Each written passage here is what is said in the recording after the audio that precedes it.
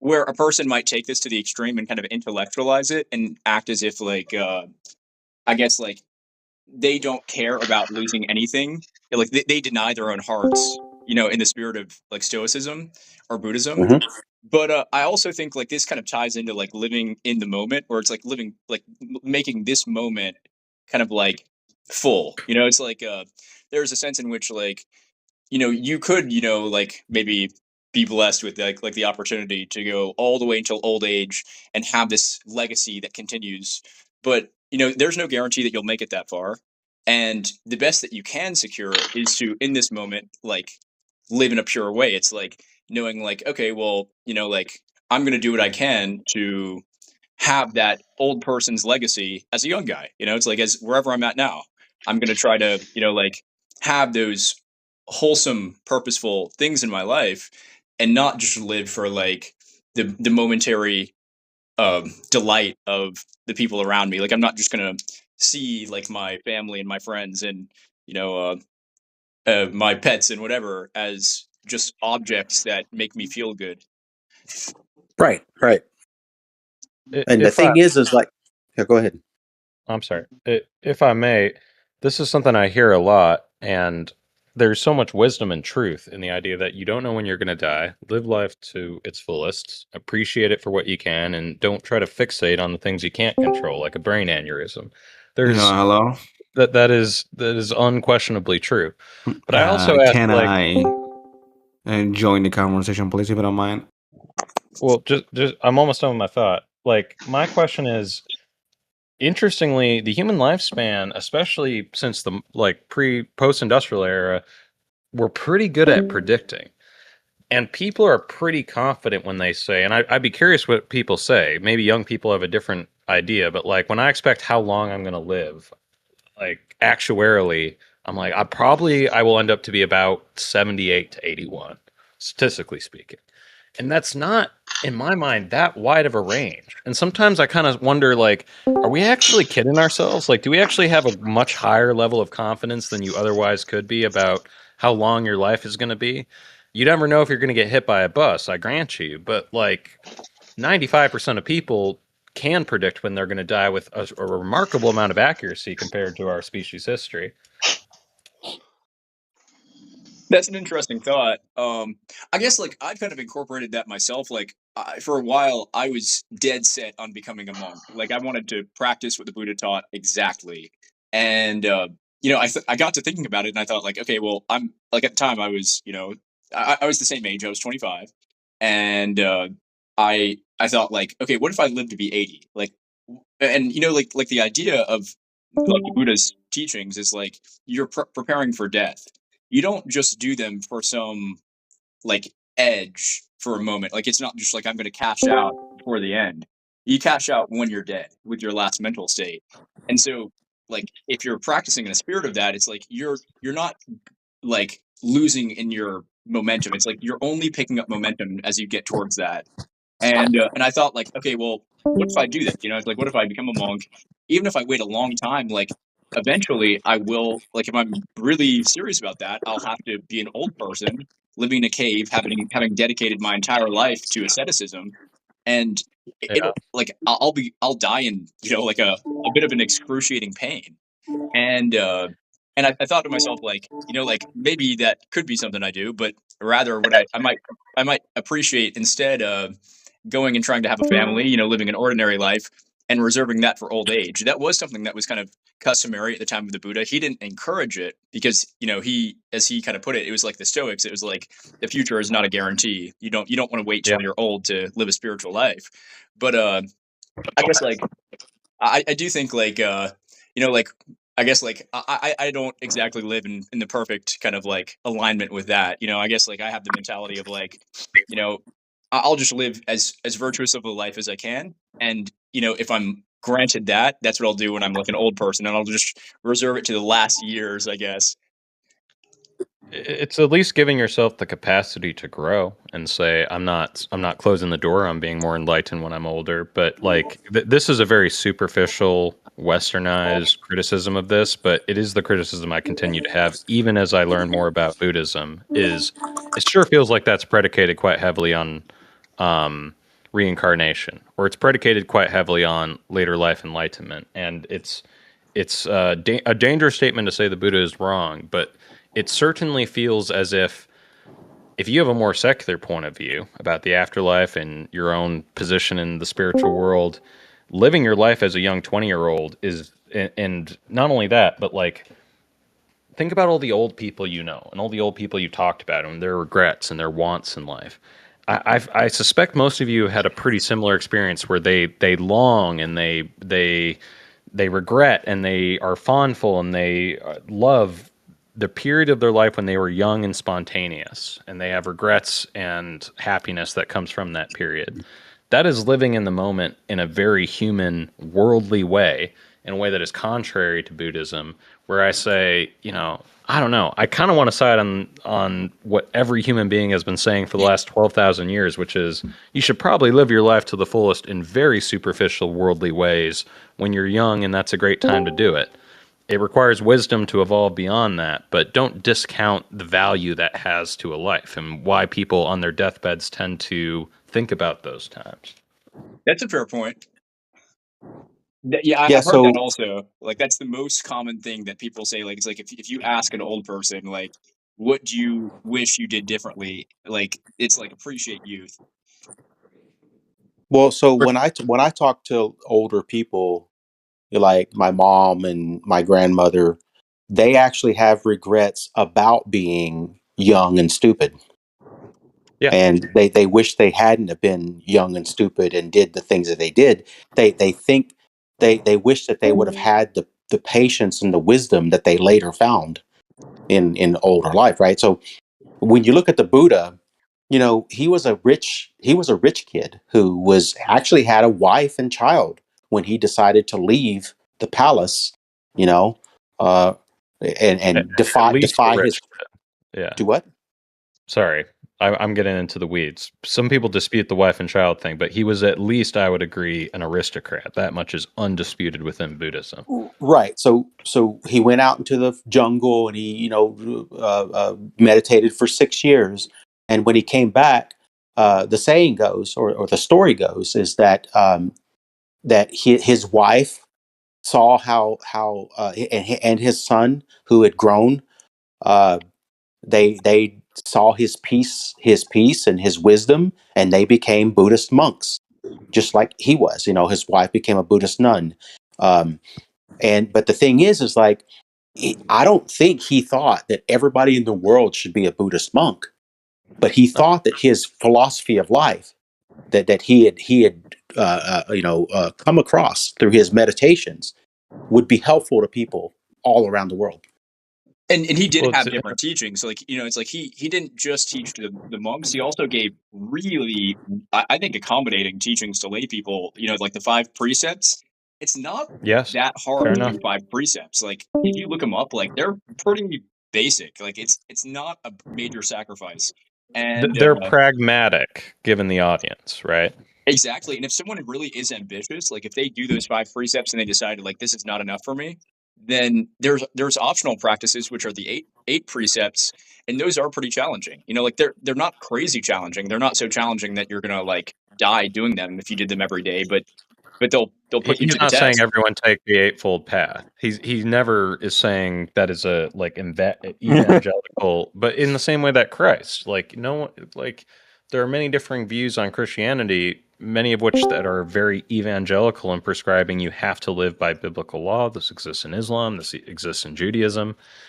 And there are many people who don't operate that way.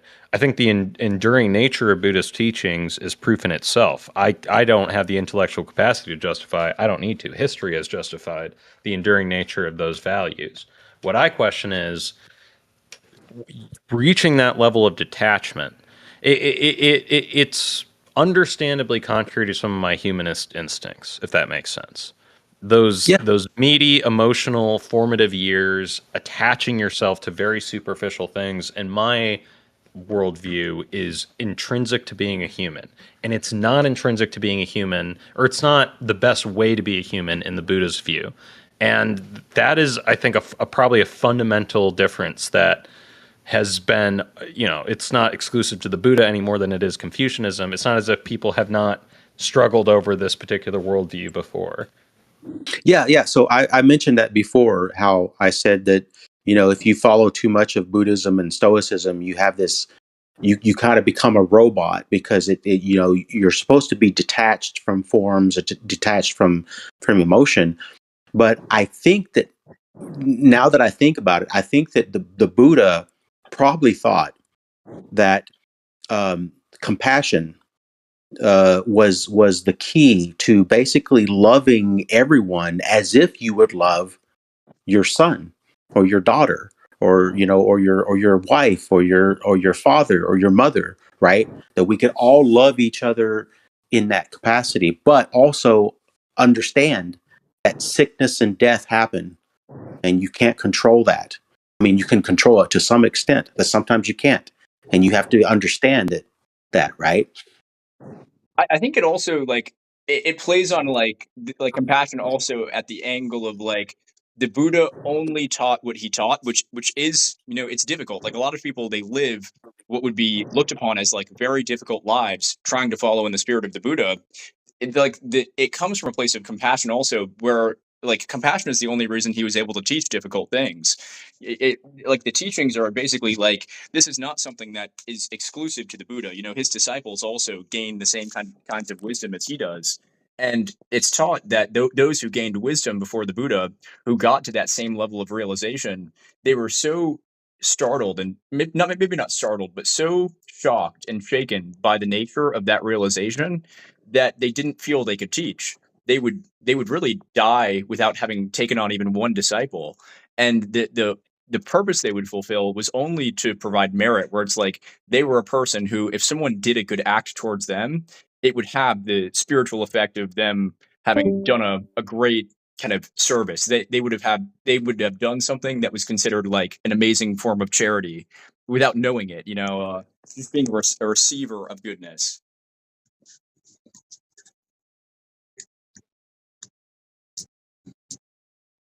Yeah.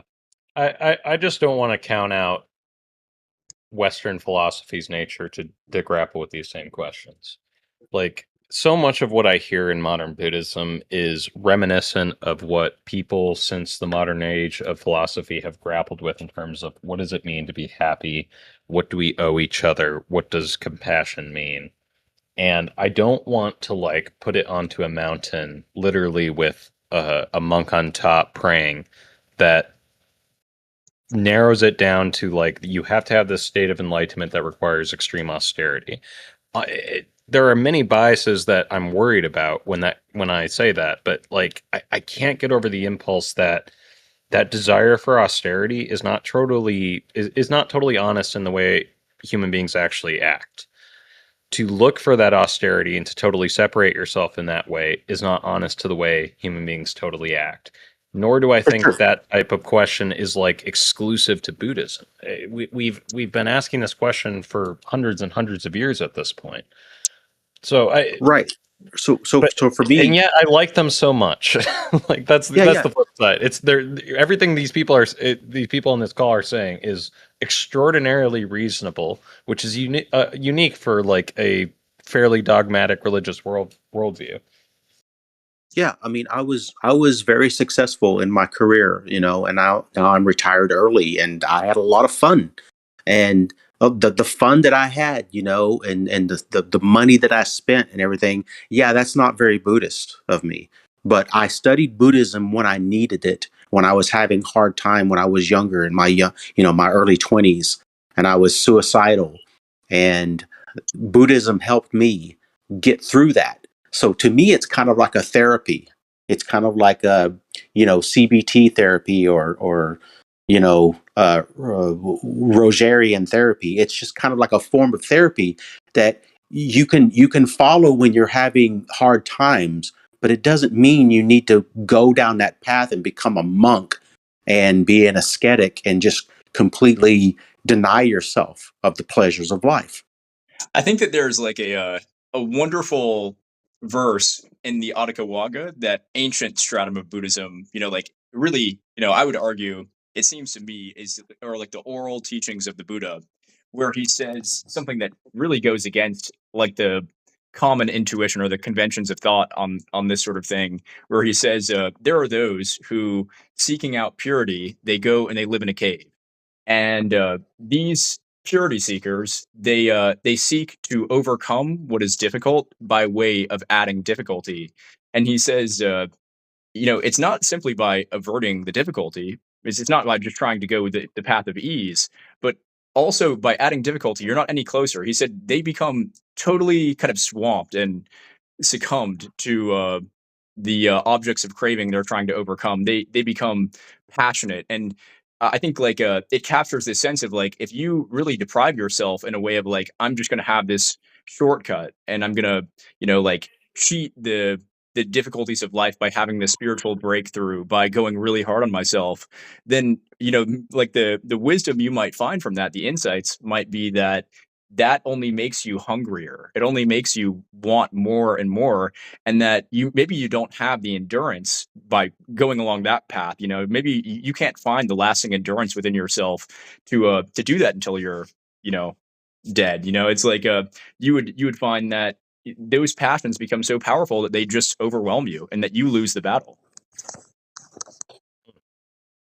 Do me a personal favor. If you have any sourcing on that, I do, yeah. I'll put it in the side chat. I'm not questioning you. That was very specific to the point. I'm sure you do, but I asked that because that is a beautiful sentiment. That is a remarkable philosophical clarity. I don't know what time period you ascribe that to, but 5th to that 6th is century BC. Ooh, wow. Okay, that is. I would love to learn more about that because that is an enlightenment that I would associate with quite closely. That is great. Yeah, if you keyword see, in that document I sent, if you do the keyword difficult, then it'll pull it up, that particular verse. And I say sixth century also, like 5th to 6th, because there's a theory that this is pre-Buddhist, that it resonated so deeply with the teachings of the Buddha that it was just included in the kind of like the I guess the canon. But I think that there's a better case to be made by how it is composed, that this really is what and how the Buddha taught when he orally taught to others.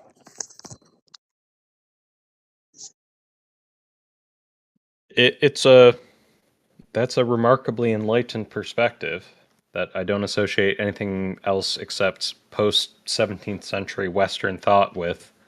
So if there is a interesting earlier example from 6th century BC, apparently, I would be interested to learn about that. Yeah, this was translated by the That's Buddhist. one of the reasons I respect Western philosophers is because those types of questions I think are dealt with very head on in the last 200, 300 years. Oh yeah, And it's a valuable question that people who are deeply happy can come to an easy answer on, but people who are deeply happy tend to have a pretty selective worldview in terms of what they experienced, especially until fairly recently. that makes sense. Yeah, that was translated by the Buddhist teacher I follow. He said that like he was a very hardcore monastic. He was one of the, if not like the only one, as far as I know, that followed the rules of Buddhism strictly. And so he lived a really difficult life. Like he was a monk for 30 years, and he spent a large portion of that living in a cave. And he said the only thing, really, like one of the only things that enabled him to do that, the only thing that made it possible was like this text. It was like he couldn't depend on the rest of Buddhism to do this. It was this text that convinced him, like, okay, I can go another day, I can go another week. I mean, that's it. Like, to be fair, to be totally transparent here, all of my problems with Buddhism are largely a redirection of my problems with Catholicism and friarism, because I grew up in a very conservative Catholic church. I grew up with friars and monks who were extremely into austerity and preached that as the best way of living growing up. And one of the problems I think I've come into as an adult is trying to remain a part of that community. I don't really want to have these conversations with people like you, because it feels like it's very difficult for me to look at someone like a friar who has lived this life of absolute austerity and, from any objective measure, a life of seeming happiness and completion and fulfillment, and also enormous charity and kindness. and say, I think it was probably all a waste. Because it feels like it comes down to that at a certain point. That life of austerity, that life of seclusion, I have a hard time with because I don't know how to interact with it in any other way than my honest opinion is this doesn't seem like it seems like you're wasting a lot of your potential and experiences. And their response is, I'm extremely happy, and there's a philosophical framework for this. But there's not like a nice version of that conversation that isn't me coming off as extremely condescending. If that I makes hear where you're sense. coming from, and I think you'll find this interesting. Is that when I was dead set on becoming a monk, I told this Buddhist teacher about it, and I said like, yeah, I'm seriously like I'm buying all this stuff. I'm like getting ready. I'm prepping. I'm going to be a monk. I'm going to go and do this in Thailand. And he actually like someone asked him a question. He does these Q&A videos. Someone asked him a question like, how do you feel about one of your followers deciding that they're going to become a monk? And he said that he said that in all honesty he felt ambivalent towards it. He wasn't really like that thrilled about it. And I think that there's like profound wisdom and courage in saying something like that, because like, you know, a lot of teachers, they would think like, oh well, like that's exactly their goal, is like if even one person will follow in their path. But that wasn't his goal, you know, like he had that kind of compassion where he realized like it was so difficult what he went through. He got malaria a bunch of times. He suffered a lot, and he like had that kind of compassion where it was like, you know, like I'm not really that thrilled about one of the people who learned about this from me going and deciding to do the same thing. And he kind of emphasizes that, you know, it's like this is like he doesn't sugarcoat it, you know. It's not, he doesn't say like, you know, oh I had these enlightened experiences. You never find him talking about that kind of thing. He just talks about like, you know, like I guess like the kind of formalities of it, you know, if people have questions, you know, answering the facts about it. And he talked about the brutal truth of it, like how hard it was, you know, how, you know, like awful things that happened to him. Like he like where he would get like disgusting food sometimes, things like that. And I think like that kind of sobriety is absolutely sobering and necessary when it comes to these things, because there Well, are so many people celibacy, who, right? yeah, like he, Just to like point it out, like that's a hard one to just cut yourself off. Like it's very Benedictine. I appreciate, but like celibacy, maybe that's what I'm fixating on. Not to interject, but like maybe that's what I'm fixating on. Like you're really closing off human experience and claiming to be above it and understanding of it. But that is a remarkable way to diverge from seemingly what we are designed and built and emotionally required to do. Yeah, that makes sense. I think that like it sounds silly because it's like in the moment of like I guess like the object of craving of like sexual activity, it doesn't seem like it's all that grand. But when you deprive yourself of it, when you're not engaged in any of that, and you have a long span of time without any sexuality, it's a whole different deal. You know, it's like it's so hardwired into the human being to have that drive to like produce offspring Well, that imagine they're not a monk. Imagine they're just a regular guy who is in their 45-year-old state, and oh, yeah, they're not a devastating. bad guy, but they've never been in a meaningful relationship. You'd be like, that must be a remarkably lonely existence.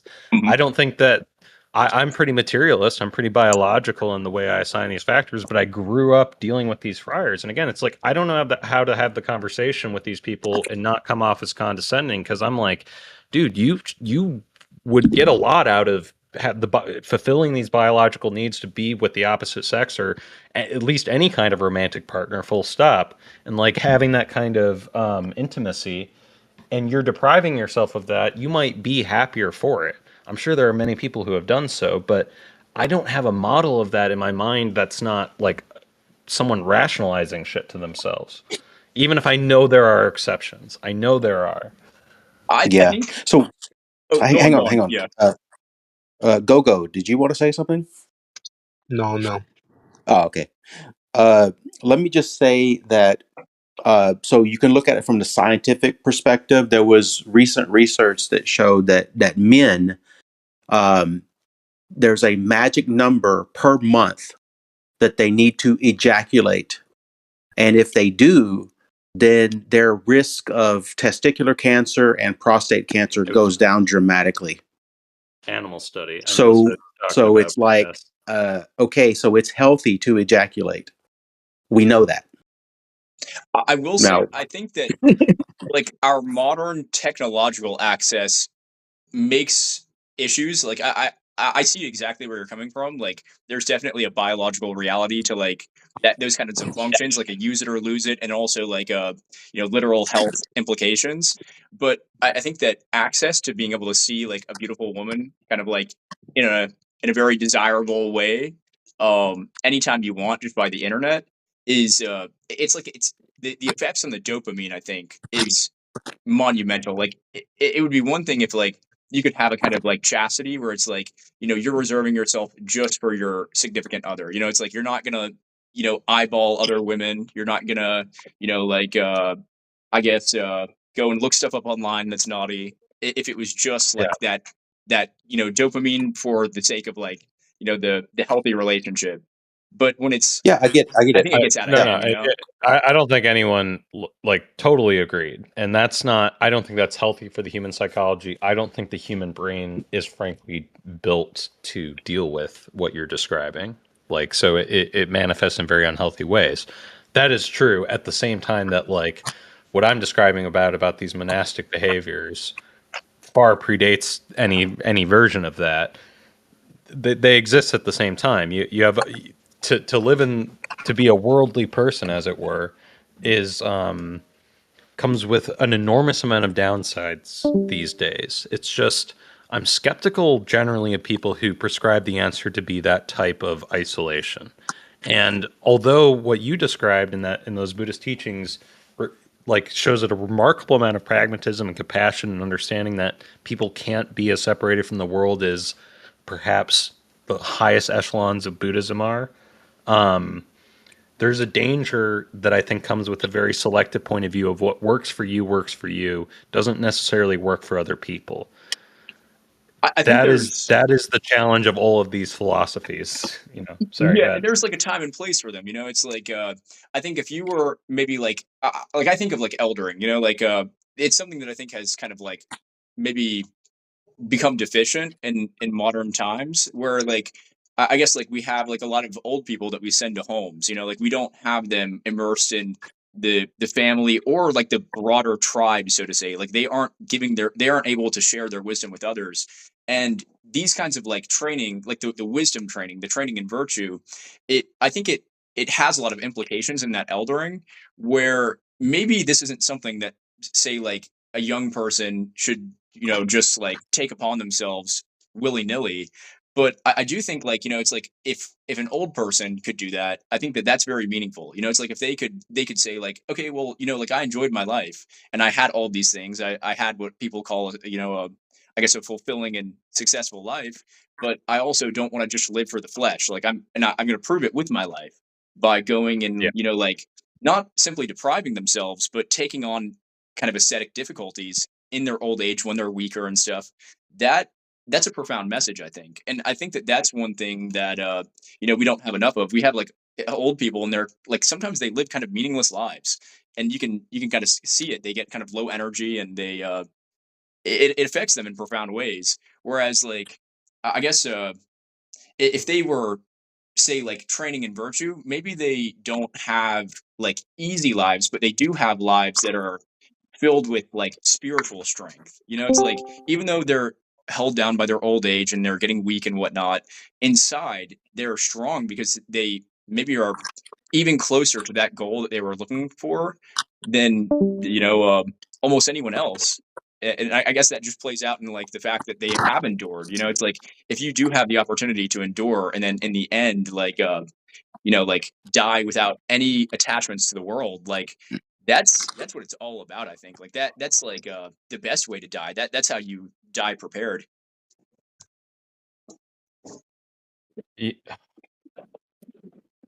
There's a lot of truth to that. And one of the things you're bringing me back to is I started my college career doing 2 years in New Testament studies, and I had a roommate who was not only much more orthodox than I was, but was significantly smarter and better read on biblical studies than I was. And we got into this exact same argument. And I remember him saying, "Look, you have to appreciate that you're drawing a lot of your criticisms from the asceticism of like people who lived as monks or uh, as spiritual leaders in the East from like the circa the 14th to 18th century, where or even earlier, where if you're someone walking around and saying, wow, medieval England sure sucks, and there's a lot of debauchery and people killing each other and hate and greed, I want to remove myself from the situation and live a happier life. That seems like a pretty rational observation for a emotionally well-adjusted person to do. And if you go flash forward to the modern day, that type of asceticism is much rarer because these types of philosophies are much more well adapted to saying, look, we understand there are certain needs, and the friars I grew up with watched movies and talked about. They would make analogies using Disney movies and stuff. They weren't separated from the world in the same way that a Benedictine monk would have been. I think that is a fair and reasonable counterpoint, and these are people who are finding happiness in novel ways that the modern world is very bad at setting up for average people. But I can hold all of those positive thoughts on one side of my brain, and I still have this nagging voice on the other side that says, you probably don't need to dress up in the robes to watch Disney movies. Like, you probably don't need to wear a belt of rope to talk about the Matrix and try to connect with young people.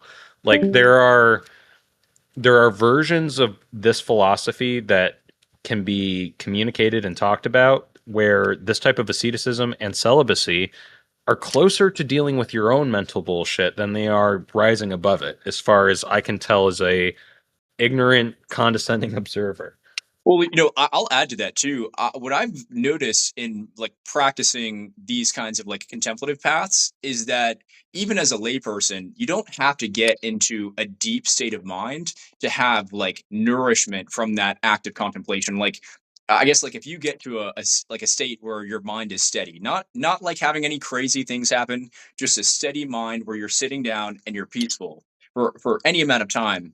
The power that has to heal you in deep ways is so profound, and it's understated. It's like people think like unless they have like the most amazing like psychic experience, or they have some glimpse into the nature of enlightenment, or they have some expansive consciousness experience, that they're just not going to have the refuge they're looking for. But a lot of times what we're actually suffering from is kind of just the momentum of our lives. Like if we can slow that down for just a small amount of time, not giving up any crazy things, just like every like just from time to time taking a little bit, maybe like 20 minutes, 10 minutes, just to steady our mind, that can like, it's like that's what really heals what's going on. It's like it's like that kind of like anxiety and that like activity that really hurts. And it's like it's so within reach. Like you don't have to do anything crazy to have that peace and goodness feeling. It's harder than ever today, though. Like, even I see my